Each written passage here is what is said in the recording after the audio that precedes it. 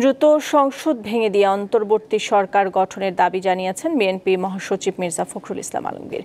কিছুক্ষণ আগে রাজধানীর গুলশানে ব্রিফিংয়ে তিনি আহ্বান জানান। সেখানে রয়েছেন সহকর্মী তানভীর খন্দকার। চলে যাচ্ছি তার কাছে। তানভীর, বিএনপি মহাসচিব ব্রিফিংয়ে আর কি বলেছেন সে বিষয়ে বিস্তারিত জানতে চাই। নাদিরা, কিছুক্ষণ আগে কিন্তু বিএনপির মহাসচিব মির্জা ফখরুল ইসলাম আলমগীর তিনি কিন্তু এই তার গণমাধ্যমের সামনে কথা বলেছেন। তার সংবাদ সম্মেলন, আনুষ্ঠানিক সংবাদ সম্মেলন তিনি করেছেন এবং যে বিষয়টি আপনি বলছিলেন যে ছাত্ররা বৈষম্য বিরোধী ছাত্র আন্দোলন থেকে যে ডক্টর মোহাম্মদ ইউনূসকে প্রধান করে অন্তর্বর্তীকালীন সরকার গঠনের যে প্রস্তাব করেছে সেই প্রস্তাবের বিষয়ে সাংবাদিকদের প্রশ্নের জবাবে কিন্তু তিনি বলেছেন যে এখনই আসলে তাদের এই বিষয়ে সিদ্ধান্ত নেবেন রাষ্ট্রপতি, তবে তাদের কাছ থেকে তাদের কাছে চাইলে তারা একটি প্রস্তাবনা দেবেন, এ তথ্য তারা বলেছেন এবং বলেছেন যে 24 ঘন্টার মধ্যে আসলে সংসদ ভেঙে দিয়ে অন্তর্বর্তীকালীন সরকার গঠনের করতে হবে, তা না হলে দেশে অরাজক পরিস্থিতি তৈরি হবে। এই তথ্য কিন্তু গণমাধ্যমের কাছে তিনি জানিয়েছেন। আমি যদি একটু শুরু থেকে বলতে চাই, তিনি আজকে সাংবাদিকের সামনে এসে যে তার বক্তৃতা প্রথমে যে বিষয়টি বলেছেন সেটি হচ্ছে যে দুষ্কৃতকারী কয়েকটি টেলিভিশন ভবনে হামলা করেছে।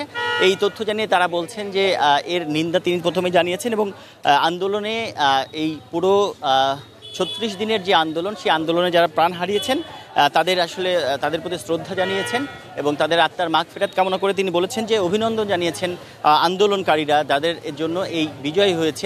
তিনি বলছেন যে সে বিজয়ী যাদের জন্য এই বিজয় তাদেরকে অভিনন্দন জানিয়েছেন। আরেকটু যদি বলতে চাই, এরপরে তিনি জানিয়েছেন যে প্রতিহিংসা, প্রতিশোধ এবং সহিংসতা না করে দেশ গঠনে সবাইকে এগিয়ে আসার আহ্বান জানিয়েছেন এবং ভাঙচুর, লুটপাট, হত্যা যে হচ্ছে সারা দেশে কাল রাতেও আমরা দেখেছি যে অনেক জেলাতে, ঢাকাতে কিন্তু ভাঙচুর, আগুন দেয়া, লুটপাট হয়েছে, হত্যা হয়েছে, সেই বিষয় থেকে সরে আসার আহ্বান কিন্তু যিনি জানিয়েছেন সবাইকে। এবং তারা বলছেন যে আন্দোলন যারা বন্ধ করতে চেয়েছে মূলত তারাই এসব করাচ্ছে বা করছে, এই অভিযোগ কিন্তু তিনি করেছেন এবং আন্দোলনে বন্দী এবং রাজনৈতিক সকল বন্দীকে মুক্তির কিন্তু তিনি দাবি জানিয়েছেন এই সংবাদ সম্মেলনে। এবং তিনি জানিয়েছেন শীঘ্রই একটি বড় রকমের সমাবেশ করার পরিকল্পনা রয়েছে বিএনপির, এই তথ্য তিনি আমাদেরকে জানিয়েছেন। এরপরে তিনি জনগণকে সতর্ক থাকতে বলেছেন। বিএনপি চেয়ারপারসন বেগম খালেদা জিয়া তার এই তথ্য কিন্তু গণমাধ্যমকে তিনি জানিয়েছেন এবং বলেছেন যে জনগণকে সতর্ক থাকার জোর দাবি আহ্বান জানাচ্ছেন তারা।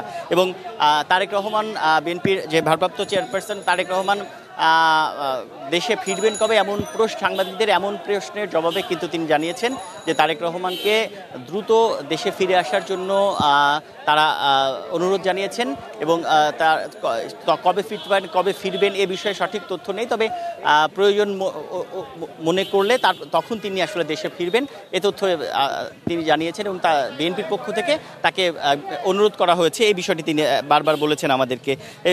তো নাদিরা, আমার কাছে আসলে এই ছিল এই সংবাদ সম্মেলনের সবশেষ তথ্য। দর্শক, আমরা তানভীর খন্দকারের কাছে ছিলাম, আমরা জানছিলাম বিএনপি মহাসচিবের যে ব্রিফিং সে বিষয়ে।